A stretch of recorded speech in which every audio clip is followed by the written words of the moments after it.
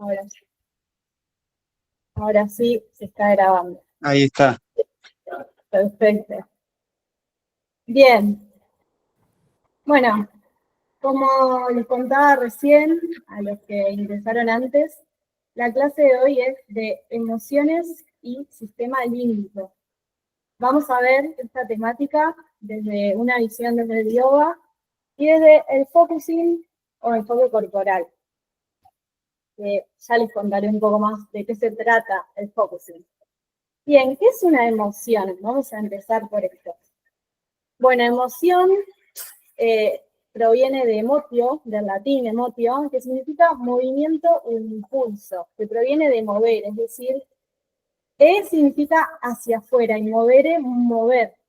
Entonces, una emoción es una energía que necesita de un movimiento, necesita ser sentida, necesita ser expresada de alguna manera, ya sea llorando, sea que necesito gritar.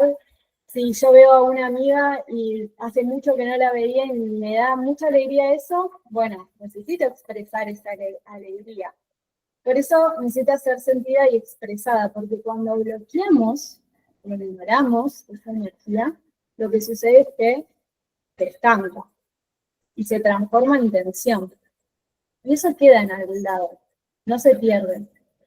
Por eso muchas veces nos sucede que vamos a una clase donde nos conectamos con nuestro interior, como sería una práctica de yoga, y de golpe me dan ganas de llorar, o siento algo que no entiendo muy bien de dónde viene. Bueno, esto tiene que ver con tensiones que empiezan a liberarse, tensiones que quedaron en algún momento en el cuerpo y que empiezan a aflojarse, a liberarse. Y es por eso que a veces no entendemos de un lado consciente, desde nuestra mente, por qué estoy llorando, si no hubo nada en el día que me pase, pero puede tener que ver con cuestiones que quedaron acumuladas en nuestro cuerpo. ¿Sí? Hay un montón de definiciones de qué es una emoción, pero a mí me gusta ir como a la raíz etimológica, ¿no? Y tenemos que entender que las emociones no son una identidad. No soy tristeza, no soy angustia, ni tampoco soy alegría, ni felicidad, sino que son estados del ser, son experiencias, son partes nuestras, que en Focusing se habla de que estamos constituidos por muchas partes para no identificarnos con eso que nos pasa. Entonces son partes nuestras, ¿no? No son algo que nos defina. Que muchas veces caemos en esa identificación con la emoción. Y ahí lo que nos pasa cuando nos identificamos es que empezamos a comunicar, a decidir, a actuar desde ese lado emocional. Solemos ir hacia esos extremos. O me identifico con la emoción y creo que soy esa emoción, o la niego, la reprimo y empiezo a querer controlar esa emoción. No quiero sentirla. Podemos sentirnos, en este caso, más identificados con un extremo o el otro. En mi caso, por ejemplo, siento que siempre suelo negar más la emoción, reprimirla. Y en esos dos casos no estoy moviendo esa energía, ¿no? Por eso el enfoque corporal me gusta mucho porque nos da esta perspectiva de cómo posicionarnos en un lugar donde podamos reconocer, sentir y procesar, transformar, sin ir a esos dos extremos, ¿no? Entonces, para el inicio de la clase yo decía, bueno, plantar esta pregunta de ¿qué significa gestionar una emoción? Y que no estaría en ninguno de estos dos extremos, ¿no? Integrando diferentes disciplinas, lo que dicen varios filósofos, científicos, varias ramas orientales. Siento que es fundamental esto de, que es algo que se repite en todo, que es desarrollar el rol de observadores, poder observarnos cuando estamos, el poder observarnos a nosotros mismos, ¿no?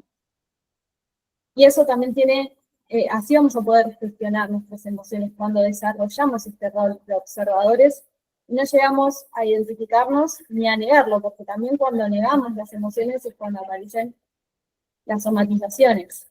No quiero sentir, entonces de golpe me enfermo, tengo dolor de cabeza, y es muy gracioso que justo estoy dando esta clase y hace 3 días me agarró así mucho dolor también en todo el cuerpo, y bueno, yo estaba preparando esta clase, ¿no? De emociones y cómo se expresan a través del cuerpo, y bueno, la represión hace que todo esto se convierta en tensión, en síntoma, en enfermedad. Y quería leerles un pedacito de este libro que es de Focusing, que se llama Focusing, un proceso hacia la integridad, de Fernanda Acuña,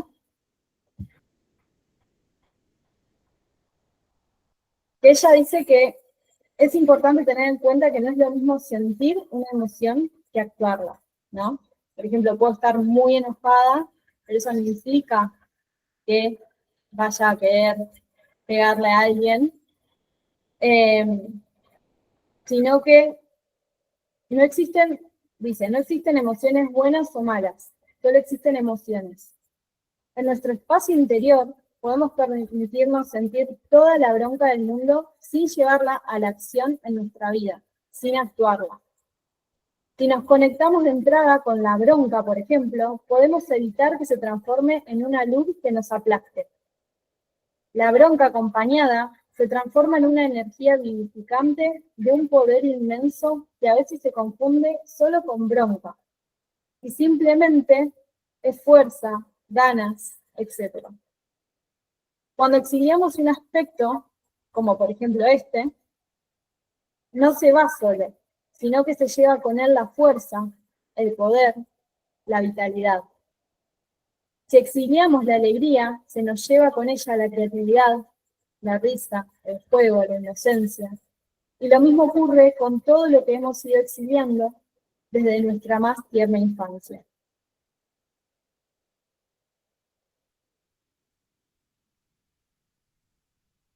Ella habla de esto, de que podemos sentir lo que sea en nuestro interior. Puedo sentir ganas de matar a alguien, eso no significa que vaya a hacerlo. Nuestro espacio interno es nuestro y tenemos la libertad de sentir allí, ¿no? Dice, no olvidemos que cualquier cosa que aparezca en nuestro interior nos pertenece. Si apareció en mí, es mío, ya que de nada que encuentre dentro de mí puedo decir que es de otro. Sí puede ocurrir que ya no nos sirva, pero no podremos desprendernos de lo que ya no nos apoya en la vida sin previamente reconocer que está en nosotros, escucharlo y acompañarlo hasta que deje de tener poder sobre nosotros. Nada que no querramos mirar va a desaparecer por eso. Lo que ocurre es todo lo contrario. Lo que rechazamos y no queremos reconocer en nosotros, crece, agazapado hasta convertirse la mayoría de las veces en una emoción abrumadora. Somos responsables de la dirección que le damos a la energía que bulle en nosotros. Hay un instante de elección entre lo constructivo y lo destructivo. Y esto me parece muy importante, como, bueno, esta emoción, para no tildarlo de positiva o negativa, porque eso no existe, simplemente existen emociones. ¿Cómo puedo hacer hasta de las emociones más displacenteras algo constructivo y no algo destructivo para conmigo o para con los demás? ¿No? Y sobre eso es la gestión emocional. Nosotros tenemos el poder, ese poder. Para ir un poquito a lo que dice el yoga respecto de las emociones, bueno, no hay mucho no se habla directamente de la emocionalidad, pero es tomado como una fluctuación mental. Tomé acá, dentro de lo que son los Yoga Sutras de Patanjali, tomé los primeros sutras y este dice Yoga Chitta Vritti Nirodha, que significa yoga es el cese de las fluctuaciones de la mente. Entonces, desde la perspectiva yogica, se habla de que las emociones son estos movimientos mentales. Tanto los pensamientos, los recuerdos, los juicios, las creencias, lo emocional, las emociones, son fluctuaciones mentales. Y lo que dice es que cuando estos movimientos cesan y la mente logra aquietarse, es en ese momento en donde la conciencia puede verse a sí misma.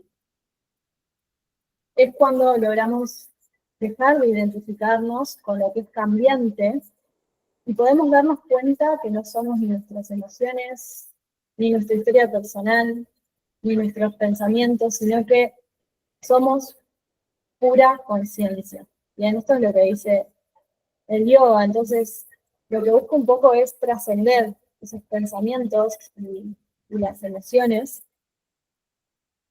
Y según Patanjali, cuando la mente se libera de estas fluctuaciones mentales, es cuando el practicante puede reconocer su verdadera naturaleza. Y en el siguiente sutra, lo que dice es, entonces el vidente reposa en su verdadera naturaleza, es decir, el observador descansa en su verdadera esencia.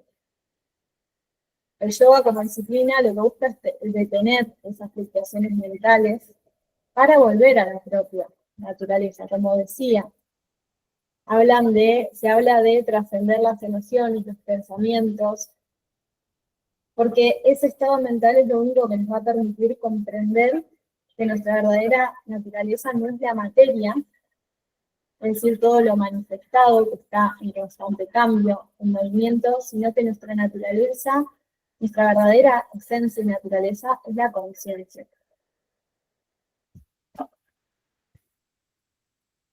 Entonces, lo que se busca es que distingamos que no somos la mente, sino que somos el testigo consciente, el observador consciente.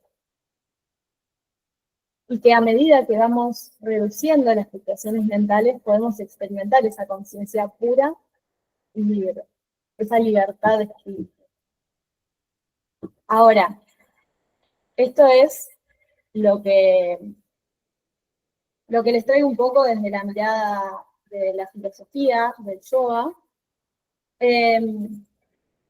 Pero bueno, realmente yo me pregunto esto, como, ¿se trata de trascender los pensamientos, las emociones, incluso el cuerpo? ¿Se trata de esto o de realmente a través del cuerpo poder conectarnos con nuestro espacio interior y que las emociones sean como esa vía para descubrirnos, para conocernos? Cuando logramos estar en este estado, es como si fuese un mar, ¿no? Las fluctuaciones mentales son olas enormes y entre todas esas olas enormes no podemos pensar con claridad. Y cuando vamos calmando estas fluctuaciones mentales, es cuando el mar va entrando en calma, se va serenando.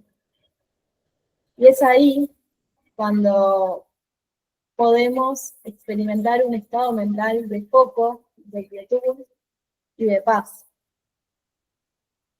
Pero para llevarlo más a lo práctico y al día a día, esto no quiere decir que yo no tengo que pensar, no tengo que sentir, no. Estamos acá en esta tierra atravesando una experiencia humana, entonces, para poder aplicar más esto y llevarlo a nuestros días es colocarnos justamente en este testigo consciente, en este rol de observadores de yo no soy eso que estoy pensando, yo no soy eso que estoy sintiendo, yo no soy mi historia ni siquiera. Poder observar, poder ser testigos conscientes de todo lo que sucede en nuestra mente. Y hay algo que que me gustó mucho de uno de mis maestros, que decía que la felicidad está en una mente que está concentrada. Bueno, a mí me gusta más hablar de plenitud y cómo es hoy en día tan difícil, ¿no? Lograr esta concentración, lograr concentrarnos cuando todo el tiempo estamos con estímulos constantes, con las redes, con... Súper difícil lograr concentrarnos en este momento de la vida, pero que no solamente las filosofías orientales coinciden en esto, que una mente concentrada es una mente feliz, plena, y que cuando tengo una mente concentrada puedo transformar mi energía, porque mi energía está concentrada, está direccionada, y esto es a lo que nos ayuda tanto el yoga como la meditación, sino también la neurociencia le está comprobando hoy en día que cuando estamos sin hacer nada, nuestra actividad cerebral se vuelve muy intensa. Se generan altas dosis de divagación mental, ¿no? Y que esto está asociado a una sensación de infelicidad, de ruido mental, de estrés. Por eso practicar la meditación regularmente nos ayuda a desarrollar lo que es el silencio neuronal, que es este cerebro en calma, como hablaba de este mar en calma, donde logramos mayor concentración cuando queremos realizar una tarea, mayor capacidad de reposo y justamente de autorregulación emocional. Entonces, si queremos vivir una vida más plena, con menos estrés, tenemos que trabajar en aprender, porque esto se aprende, a concentrarnos. Porque donde enfoco mi energía, donde estoy concentrando mi energía, es donde estoy poniendo mi atención. Y ahí se enfoca mi energía y desde ahí creo, desde donde está enfocada mi energía. El típico ejemplo de si yo quiero comprarme un auto rojo, salgo a la calle y veo todos autos rojos, porque mi atención está puesta ahí. Y bueno, dentro de lo que es la filosofía del yoga, se habla que hay 5 tipos de fluctuaciones mentales, que son las causas de sufrimiento, que es la ignorancia, avidia, que no es simplemente ignorancia de no saber, sino de tener el conocimiento incorrecto, de confundir lo impermanente con lo permanente, lo falso con lo real, de confundir el ego con la conciencia, el cuerpo con el ser, ¿no? Desde este lugar se nombra la ignorancia.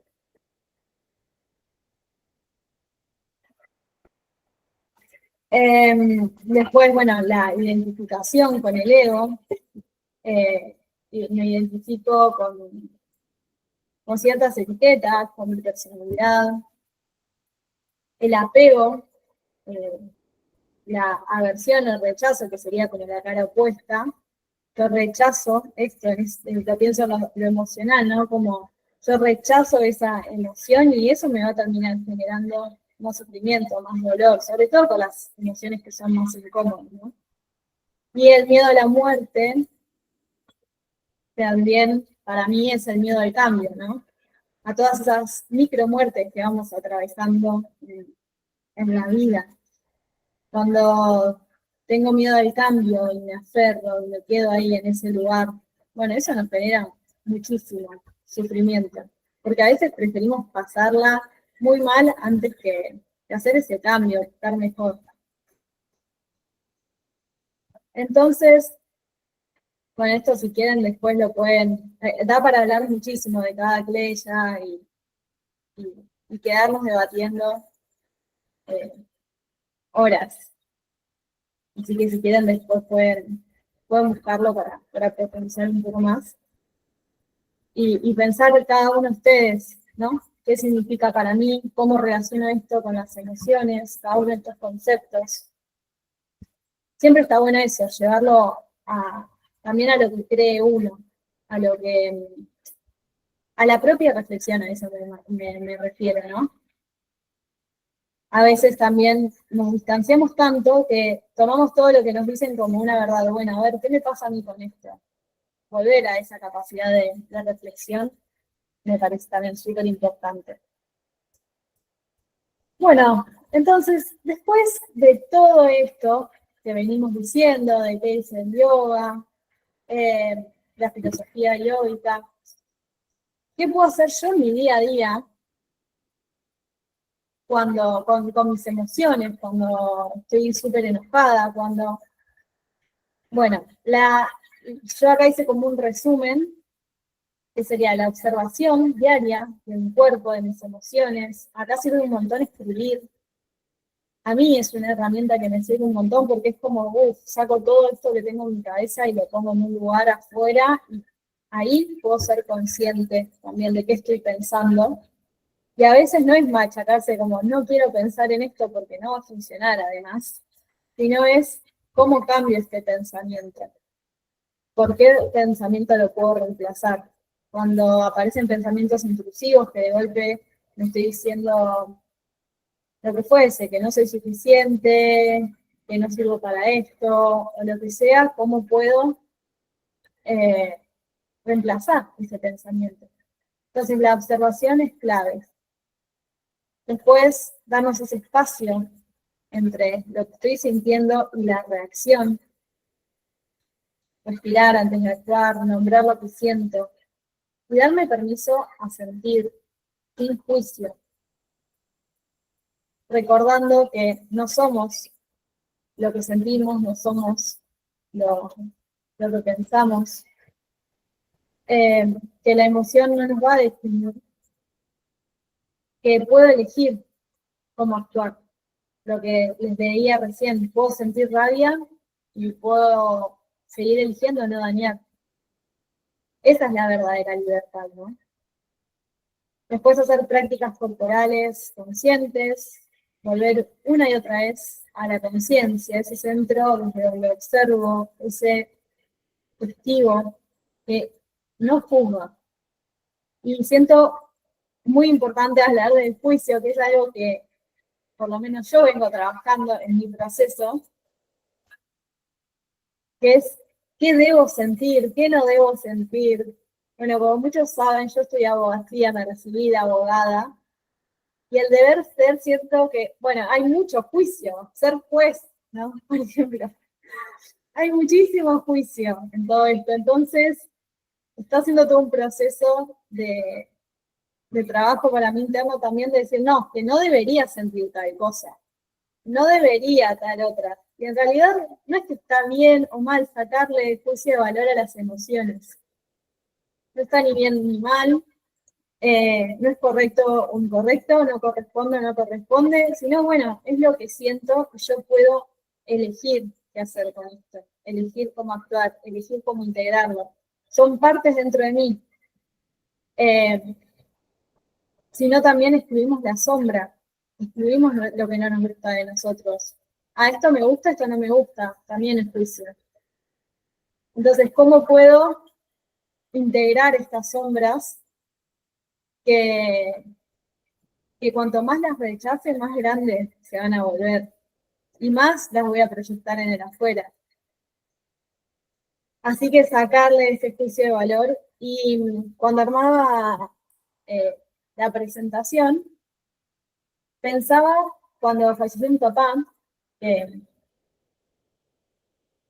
falleció de cáncer de pulmón, y él estaba sufriendo un montón.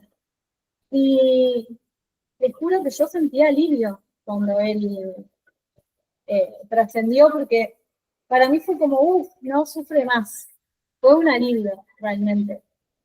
Pero sentía mucha culpa también, porque no debería sentir alivio por haber perdido a mi papá, porque sabía que en realidad él no sufría más. Desde ese lugar sentía alivio.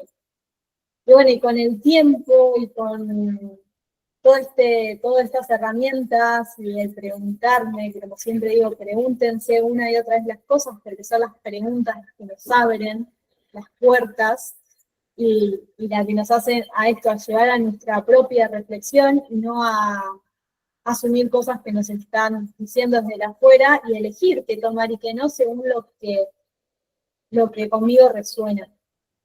Y bueno, y se me venía esta situación en mi vida en donde decía, bueno, en realidad no es que esté bien o mal sentir alivio, es lo que yo siento y es válido, todas las emociones son válidas.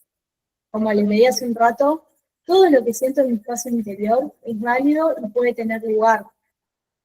Ahora, el actuar, en cómo yo actúo con eso, ahí sí es, no voy a dañar a un otro o ser agresivo, agresiva por lo que yo estoy sintiendo, y ahí es donde entra la gestión de las emociones. No es actuar por impulso y reacción, sino es cuando aprendo, empiezo a incorporar herramientas para gestionar mis emociones, empiezo a responder en vez de reaccionar. Y para eso es clave también ir a las heridas que nos llevan a esta reacción. Muchas veces nos tocan algo simple que nos dijeron y a nosotros nos duele un montón o nos hace reaccionar impulsivamente y después frenamos y decimos, ¿por qué reaccioné así? ¿Qué me pasó? Y bueno, están tocando heridas que todavía no son conscientes, porque cuando hacemos conscientes esas heridas, podemos darnos cuenta como, uy, esto me duele un montón, pero porque me doy cuenta que me está tocando esta herida, y no tiene que ver todo el tiempo con estar sanando constantemente, sino con llevar a la conciencia para conocernos cada vez más. Porque si no entramos también en un pensamiento como si estuviésemos súper rotos, y no, en realidad esto es no para machacarse, sino no para entrar en una rumiación mental, que ahora vamos a ver lo que es, sino para encontrar nuevas soluciones y sentirnos mejor y con mayor plenitud y bienestar en el día a día. Bueno, entonces la perspectiva de las emociones como aliadas para conocernos. Me encanta esta imagen, que todas estas son partes nuestras. ¿Cuántas veces nos pasó de estar sintiendo emociones contradictorias y decir, bueno, son partes dentro de mí, hay una parte en mí, los invito a empezar a nombrarlos así a las emociones, como hay una parte en mí que siente dolor y hay una parte en mí que siente vergüenza y hay otra parte en mí que siente, no sé, alegría por esto, ¿no? Entonces son todas partes para empezar a ejercitar ese rol de observarse y no identificarse. Y si empezamos a amigarnos un poco más con las emociones, son esos puentes para descubrirnos y conocernos y poder abordarlas desde un lugar más compasivo y con menos juicio.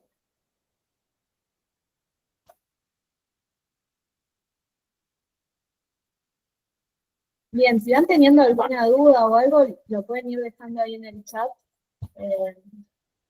Pueden escribirlo ahí. ¿Cómo van hasta acá? ¿Bien? Hablé mucho, perdidos. Bien. Bien, bien. No, bien, súper bien. Genial. Buenísimo. Bien, y ahora les traigo un poquito de esto de lo que les hablaba, de la gestión emocional desde la perspectiva corporal, desde el focusing, que es una terapia, una filosofía que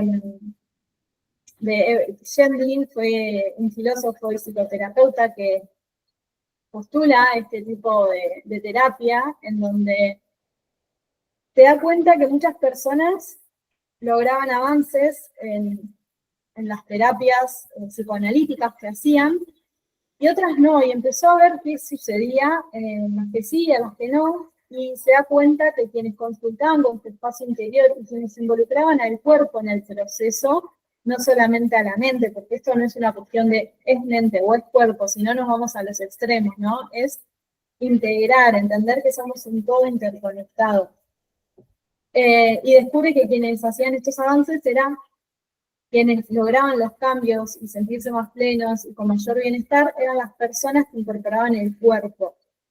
Entonces, lo que propone es un proceso de escucha corporal interna permitiendo que la emoción se exprese y vaya evolucionando naturalmente, ¿no? Él habla de lo que es la sensación sentida. Entonces, él decía que lo que está presente en la conciencia puede cambiar y lo que está excluido se repite, muy parecido a lo que decía Jung sobre las sombras, ¿no? Entonces, lo que él propone es escuchar esta sensación sentida justamente sin juicio, dándole espacio para que se exprese y se clarifique y vaya evolucionando naturalmente. Una sensación sentida es una percepción corporal, algo que sentimos en el cuerpo, que puede ser muy sutil, puede no ser precisa, pero que empezamos a conectarnos con las sensaciones del cuerpo y empiezo a sentir, siento algo en el pecho, ¿no? Y a poco al darle espacio, tiempo y proceso, voy dándole más precisión y empiezo a ser más concreta esta sensación. Y nos habla de cómo nos afecta una situación. Estoy viviendo una situación y, bueno, ¿qué siento yo en mi cuerpo? Sin ponerle enseguida una etiqueta, ¿qué siento yo en mi cuerpo respecto a esto, no? Se usa mucho para bloquear la acción, para tomar decisiones. Y no es una emoción explícita enseguida, quizás, a veces sí aparece como una emoción explícita, otras veces no, sino como una sensación más global, ¿no? Sentida en el cuerpo, que contiene mucho más significado de lo que podemos poner en palabras de inmediato. Entonces lo que se propone es ir del cuerpo a la palabra, en vez de la palabra, de hablar, hablar, hablar. ¿Viste? Vieron que a veces hablamos mucho de un tema, nos seguimos sintiendo igual, por más de que lo hablemos una y otra vez. Entonces propone un poco el camino inverso. Entonces, un proceso que va del cuerpo a la palabra. De escuchar el cuerpo para que nos guíe hacia una comprensión quizás diferente de lo que ya sabemos desde la mente, desde lo mental. Y lo que se propone, volvemos un poco a lo mismo, es escuchar lo que sentimos, sin reprimir, sin juzgar la emoción. Que también esto, ¿no? A veces ponemos, no, estoy enojada, estoy triste, y en realidad no sé si yo siento igual la tristeza que un otro, porque no estoy en el cuerpo de un otro. Entonces, cada uno tiene su forma, y quizás la tristeza a mí se me puede expresar de un nudo en la garganta, a otra persona un peso en el pecho, un dolor en las manos, no sé, cada uno tiene su forma de sentir, de sentir en el cuerpo, de sentir internamente cada emoción. Y lo que busca este proceso es comprender el mensaje que trae. Y es eso, es un poco ir, bueno, yo estoy con esta sensación. Irán para mí que viene a representarme. Por ahí no, tal dolor de pecho significa tal cosa. Bueno, ¿para qué significa o qué mensaje me trae esta emoción para mí en mi proceso, con mi historia, con mi contexto, ¿no? Es integrar el cuerpo en el proceso y desde un lugar donde desarrollamos la presencia y la autoconciencia.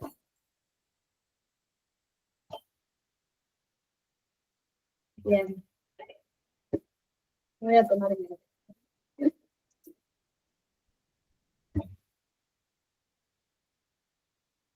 Por eso el focusing también se usa mucho para ver qué me trae a mí este dolor, este síntoma.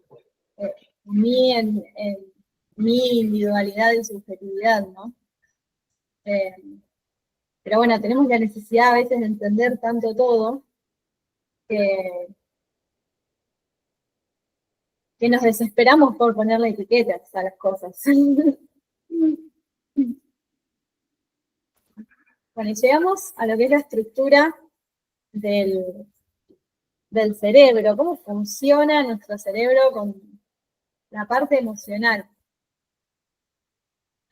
Para explicar un poco, antes de ir al sistema límbico, tenemos la corteza cerebral, que es la parte más externa del cerebro, que es la parte que recubre el cerebro, y solamente somos conscientes de la información que procesa la corteza. que tiene como función principal que podamos mantener la atención, la concentración, inhibir ciertas conductas y regular el comportamiento. Luego tenemos el sistema límbico, que es nuestro centro emocional y de la memoria. Y luego más abajo, el tronco del encéfalo, que es el sistema reptiliano, que es la parte más primitiva, visceral, la parte más automática de nuestro cerebro, que regula la respiración también. Bueno, y el sistema límbico, que está ubicado en las zonas más profundas del cerebro y está involucrado en las emociones, en la memoria, en la interpretación emocional de las experiencias. También acá podemos ver las estructuras principales. Y acá también está el cuerpo calloso, que es el que comunica los dos hemisferios cerebrales. Es la estructura que permite que ambos lados del cerebro trabajen juntos, que integren información. Y tenemos que tener en cuenta que para hacer cualquier tarea, millones de neuronas se están sincronizando, ¿bien? Esa red neuronal, que son las neuronas sincronizadas, activa diferentes zonas según lo que estemos haciendo y lo que estemos sintiendo. Y si bien se hace esta división anatómica, todo está entrelazado funcionalmente. Las emociones, pensamientos, percepciones y reacciones están interconectadas.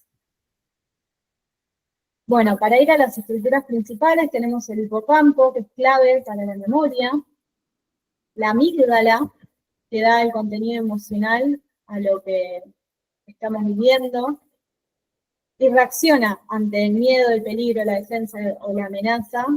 Es la que nos hace reaccionar cuando sentimos algo como una amenaza, como un peligro. En personas con estrés crónico, la amígdala puede aumentar de tamaño. Por eso, personas con estrés crónico tienen mayor dificultad para gestionar sus emociones, muchas veces porque esta amígdala aumenta de tamaño. Y la meditación está comprobado que ayuda a reducir el tamaño de la amígdala. Luego tenemos el tálamo, que procesa la información que llega de todos los sentidos, excepto del olfato. El olfato tiene conexión directa con los sistemas emocionales, por eso nos trae enseguida un recuerdo, una emoción, un olor. Directamente está relacionado con los sistemas emocionales. Y la corteza cingulada es una especie de observador interno. Está atenta a todo lo que nos pasa y es la que nos permite darnos cuenta, por ejemplo, si nos distraemos, estamos meditando y de golpe yo me distraigo, es la corteza cingulada la que nos permite darnos cuenta que nos estamos distrayendo. O si me enojo de golpe, ¿no? Esta es la parte del cerebro que nos hace dar cuenta, como si nos avisara, ¿no? Y nos ayuda a volver a enfocarnos o nos ayuda a elegir cómo reaccionar. En este sistema límbico tenemos, como decía, la amígdala, que la amígdala es quien juzga las experiencias, da el contenido emocional a nuestros recuerdos. Cuando hay algo que lo interpreta como una amenaza, lo que hace es proyectar su actividad hacia la corteza prefrontal, y es como si la secuestrara, ¿no? Es decir, que anula nuestra parte racional. Nuestra parte racional deja de funcionar correctamente. Por ejemplo, hay algo que me genera mucho estrés, entonces yo soy incapaz de pensar con claridad, porque es el cerebro límbico el que toma el control, y solo accedemos a recuerdos o pensamientos que lo que hacen es reforzar esa emoción. Cuando algo, por ejemplo, pasa en nuestro cuerpo, ¿no? De golpe se me acelera el corazón, siento un nudo en el estómago, me falta el aire, me pongo nervioso porque tengo que dar un examen. El cerebro recibe todas esas señales la ínsula es otra parte del cerebro clave en la interocepción. Y toda esa información empieza a viajar a nuestra parte emocional del cerebro, que interpreta si eso que sentimos es una amenaza o no lo es, ¿no? Pero si la amígdala se da cuenta que hay un peligro, hay una amenaza, activa una respuesta automática que es de tensión, pensamientos repetitivos, dificultad para pensar con claridad. Justamente se anula nuestra parte racional. Entonces la amígdala, reaccionamos, siente una amenaza, peligro, eso puede venir del exterior, de la sensación que estoy yo sintiendo en mi cuerpo. Por eso es tan importante también poder relajar el cuerpo antes de querer concentrarme, antes de querer, por ejemplo, dar un examen, una charla o algo. Aprender a través de diferentes técnicas como la meditación, la respiración, a relajar nuestro cuerpo, ¿no?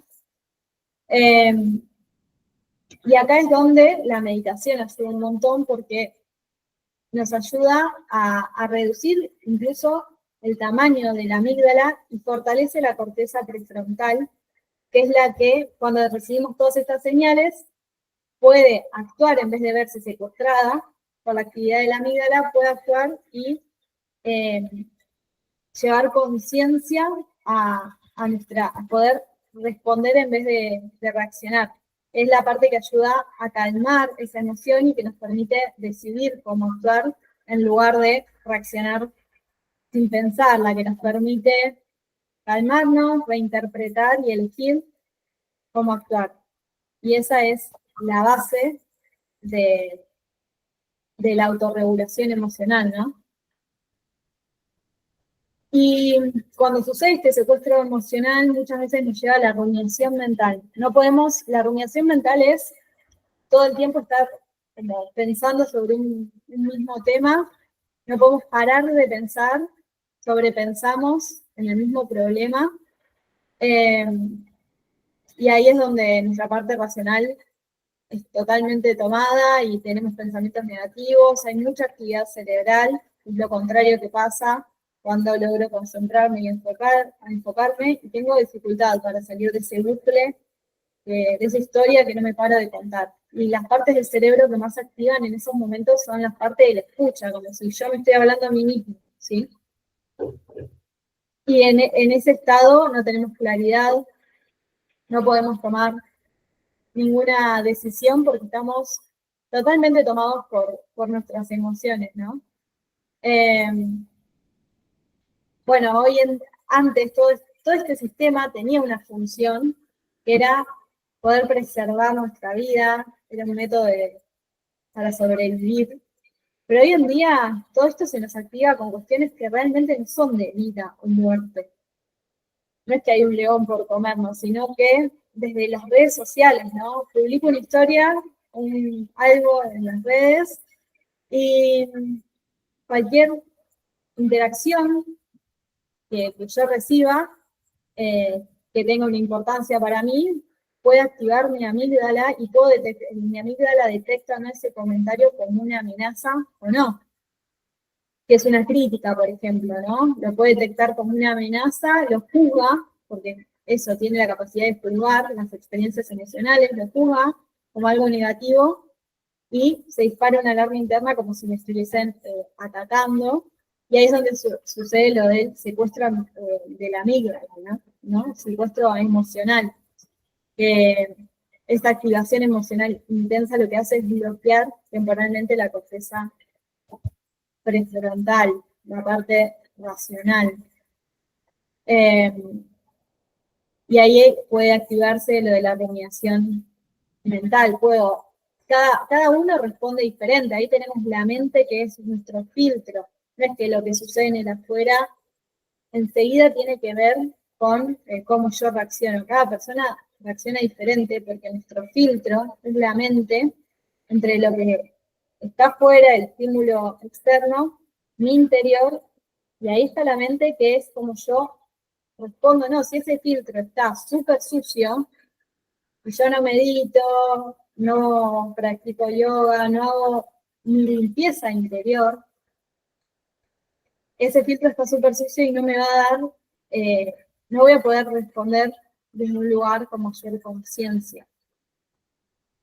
Entonces, volviendo al ejemplo, recibo esa notificación, algo genera a mí, puede sentirlo como una amenaza, y puedo directamente reaccionar impulsivamente, ir a borrar la historia, el post que hice, quedarme horas rumiando, que lo que pasa con esta rumiación es que es una cascada de malestar, ¿no? Me siento mal con todo esto que estoy pensando. Por eso decía, la importancia de ser conscientes de nuestros pensamientos.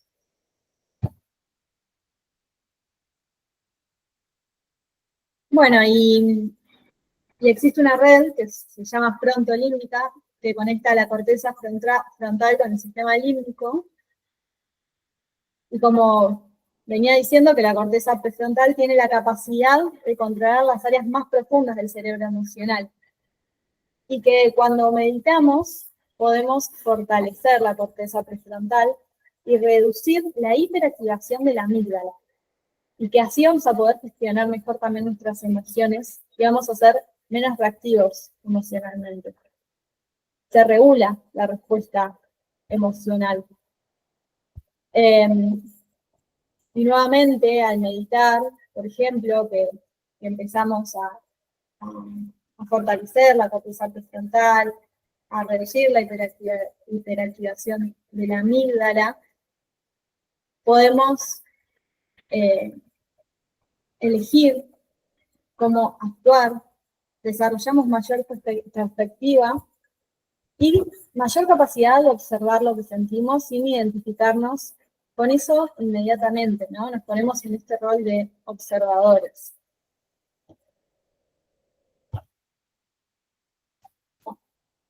Por eso, vayan todos a meditar, por favor.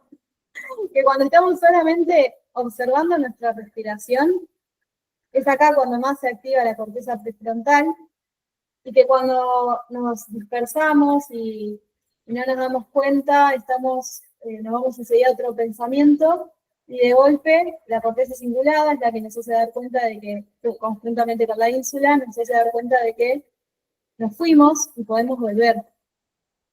Entonces, es práctica. No se desesperen si se sientan a meditar y no puedo con esto, o no es poner la mente en blanco, ¿sí?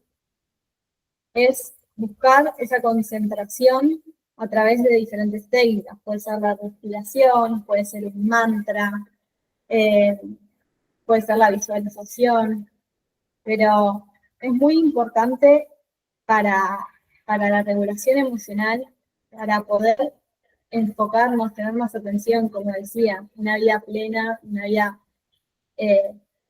feliz sería, va a ser es una mente que no está todo el tiempo distraída, que se puede concentrar.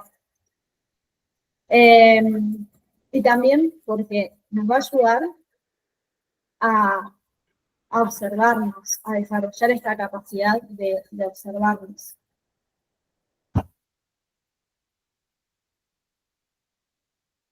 Bien, y para cerrar la clase, puse esta imagen, y creo que es como un gran resumen de, bueno, sentarnos a hablar y a escuchar qué viene a decir esta parte en mí que se siente angustiada, esta parte en mí que se siente ansiosa, que se siente estresada. Y esto también nos lleva a ver qué hay debajo, qué hay en la raíz, porque muchas veces esas emociones en realidad o me aparece ansiedad o, bueno, debajo del miedo, ¿qué me está queriendo decir? Quizás me está queriendo proteger de algo que se sintió como una amenaza cuando era más chica, en mi infancia, por ejemplo, pero que ya eso no es una amenaza hoy en día, en mi vida. Entonces, ¿qué me está queriendo decir esta emoción? Quizás puedo lograr una comprensión mejor de mí mismo, de mí misma, si le hago espacio a la emoción, como si me sentara a hablar con ella, a ver qué tiene para contarme sobre mí. Así que, bueno, los invito a observarse y a, y a empezar a amigarnos con esas emociones incómodas. Y a veces necesitamos acompañamiento también en ese proceso, eh, grupal, individual, como sea. Pero sé que no es fácil. Hay emociones que son muy abrumadoras, muy incómodas, que arrastran, nada, que no las podemos llegar a sentir a nivel físico, inclusive porque las sentimos muy amenazantes. Y si alguien está interesado en profundizar en más todavía en todos estos temas y empezar a meditar y también aprender cómo guiar meditaciones, empieza una formación en septiembre donde vamos a ver todo esto con mayor profundidad. Van a ser los sábados a las 11 de la mañana, horario Argentina, Brasil. Así que si alguien quiere sumarse a la formación, quiere más información, después de la clase puede hablarme y mandarme un mensaje. Bueno, esto ha sido todo. Gracias. Muchas gracias, Mari. A ustedes. Ahora me gustaría abrir un espacio para que me compartan si tienen alguna duda, alguna pregunta, si quieren compartir algo, algún pensamiento, algún aporte. Pueden ir levantando la mano, así no se chocan. Ahí está el iconito de levantar la mano. Yo no sé dónde está el iconito. Ahí está, bueno, dale, va, igual. Te Yo gané. me compré el cuadernito para empezar justamente a volcar todo eso. Ay, qué bueno para escribir. Sí, por la segunda meditación esa que me pasaste, que hablaba de la escritura, y ahí me moví y me fui a comprar el cuadernito. Qué bueno, felicitaciones por esa Gracias. acción. Y también, bueno, en la formación vamos a hacer mucho de escritura, porque para mí la escritura es clave. Gracias, Nacho. Vale. Sí, bueno, también eso, yo me siento reidentificada, empecé a escribir y también, y a meditar también, y todos los beneficios, todo lo que ibas diciendo es tal cual, así que re lindo. Y también, Mari, te quería decir, me siento súper identificada porque estudié también Derecho y ahora estoy cambiando de rumbo, así que imagínate todas esas conversaciones, lo mismo del deber ser.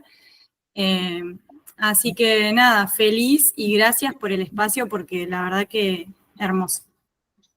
Gracias, vale. Sí, es que es como que en la universidad nos empezamos a chipear un poco al estudiar Derecho, ¿no? Como hay mucho juicio y, bueno, en mi caso, me río por la cara de Adri, en mi caso también, una familia con muchas cuestiones de abogacía, mi papá abogado, mi abuelo, todo de una rama familiar, ¿no?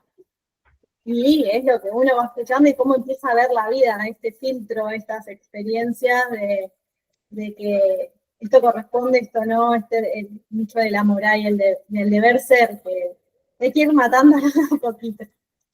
Sí, es un laburito. Sí, tal cual. Gracias. Delphi.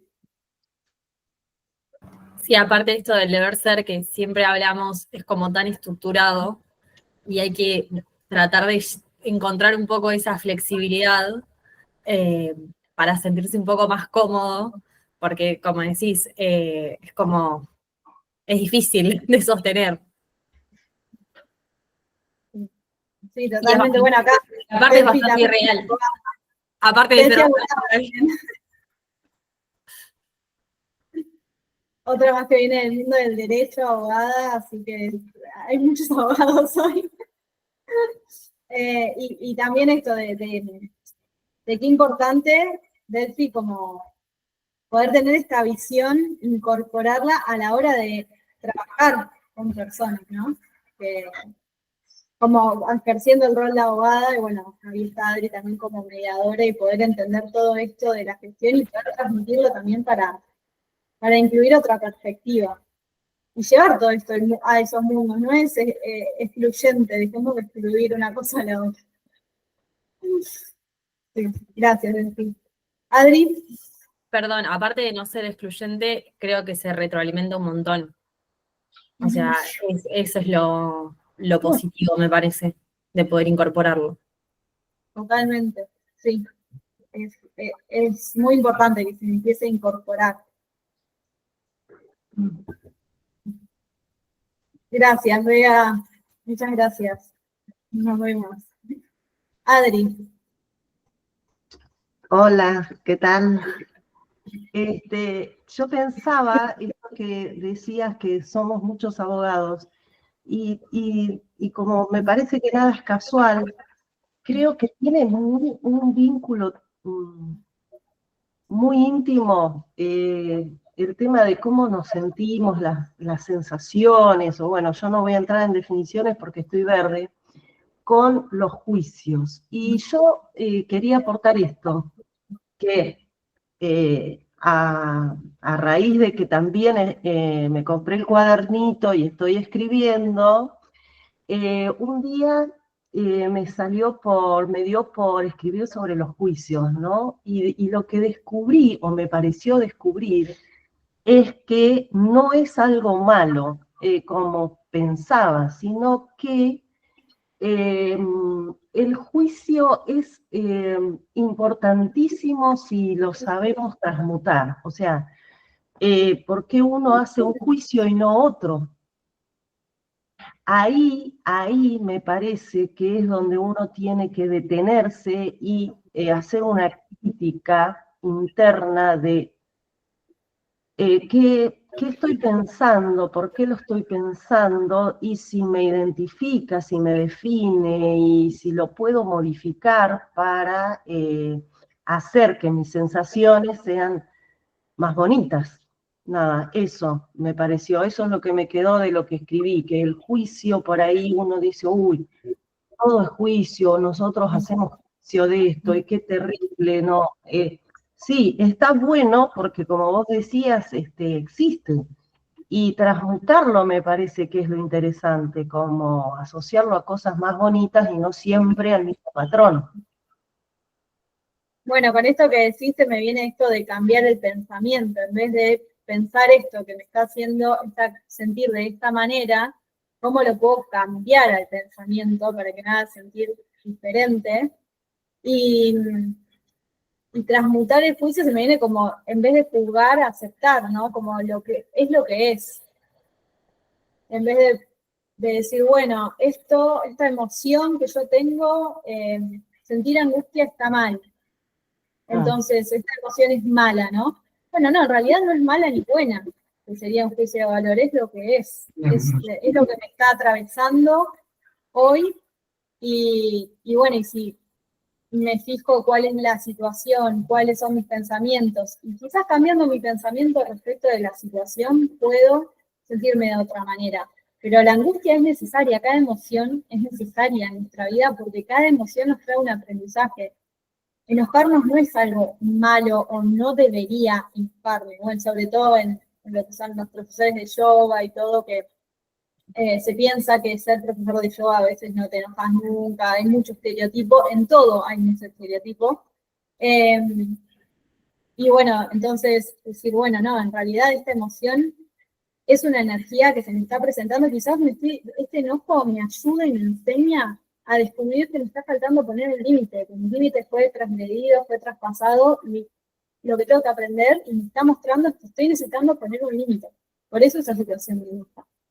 Claro. Y que cada emoción no es que sea ni buena ni mala, desde ese juicio hablo yo, sino desde el juicio de valor, sino de es lo que es y qué me viene a mostrar, como a abrirme a ver qué me trae. ¿Qué me trae sobre mí? ¿Qué me trae sobre esto que estoy viviendo?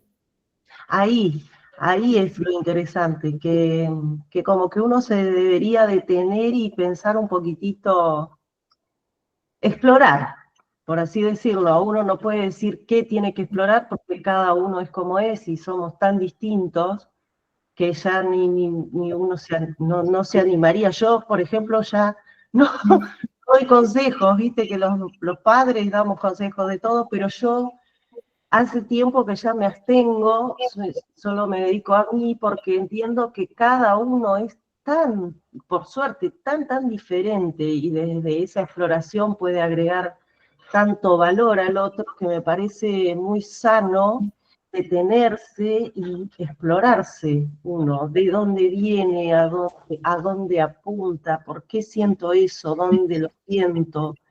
Hay un montón de cosas que sí, es complejo, como decía no me acuerdo, la chica que habló antes. Totalmente de acuerdo. Sí, 100%. Bueno, gracias. Gracias por compartir. Y Nacho, ¿tenés la mano levantada también? ¿Sí? No, era para aportar eso también sobre la mirada que estabas dando de que justo somos muchos abogados. Creo que nos damos cuenta justamente por eso, como que somos abogados y entramos en un mundo en el que se implantan formas de ver la realidad, ¿no? Como que creamos un sistema de leyes o un sistema de normas y de conductas que es para convivir mejor, ¿no? Pero que no dejan de ser creadas por nosotros. La realidad es una y nosotros la vemos a través de nuestras vivencias, de nuestra cultura, y la interpretamos de distintas formas. La otra vez veía que en la India, por ejemplo, las vacas son sagradas. Imagínate si nos ven matando una vaca y haciendo un asado. Un ejemplo, ¿no? Pero es como tan fácil es tener una realidad totalmente distinta y ver algo distinto para un humano, que queremos explicar todo, queremos tener explicaciones de la vida, porque si no nos sentimos como que nos da miedo lo desconocido, ¿no? Entonces le queremos poner etiquetas, le queremos poner alguna explicación, darle a los fenómenos o a las cosas, que siempre tendemos a eso. Y es muy difícil desconstruir eso también. Cuesta. Sí. Pero no es imposible, pero cuesta. No, todo empieza también por eso, por preguntarse. Para mí por eso la pregunta es tan importante, porque esto es tan así, esto, no sé, como preguntarse si lo que yo estoy viviendo, a veces le ponemos más drama de lo que es, y quizás no es tanto lo que yo estoy pensando respecto del tema, y me pasa un montón también, y por eso es lindo también compartir a veces para poder no desdramatizar desde un lado de positivismo o toxicidad, sino desde un lugar de, bueno, realmente, como decía Epicteto, de un filósofo griego, que solo está bajo nuestro control lo que pensamos y cómo reaccionamos. Entonces, del estoicismo. Y bueno, y volver hacia eso, ¿no? Como desde un lugar también más empoderador y saliendo del victimismo. Salir de ese victimismo de por qué me pasa esto, por qué hago lo que hago, o sea, por qué ir a esa rumiación mental. Y de última sí preguntarnos, pero según para qué. Que la pregunta sea desde un lugar reflexivo, que la diferencia es que el lugar reflexivo nos va a llevar a una solución. En cambio, la rumiación mental nos va a traer malestar. Y poder empezar a observarnos más. Y qué bueno que se compraron los cuadernitos, porque todo empieza desde ahí, desde ese lugar de poder preguntarnos. Yo soy el último igual, porque mi familia todos tienen cuadernito de hace rato. Sí, yo tengo pila de cuadernitos. Siempre uno nuevo. Bueno, muchas gracias. Muchas gracias. Y cualquier duda o lo que después quieran aportarme aparte, pueden mandarme mensajes. Les mando un beso enorme. Un beso. Saludos a todos. Gracias. Adiós. Gracias. Chao. Chao. Vamos a la clase. Sí, Gracias.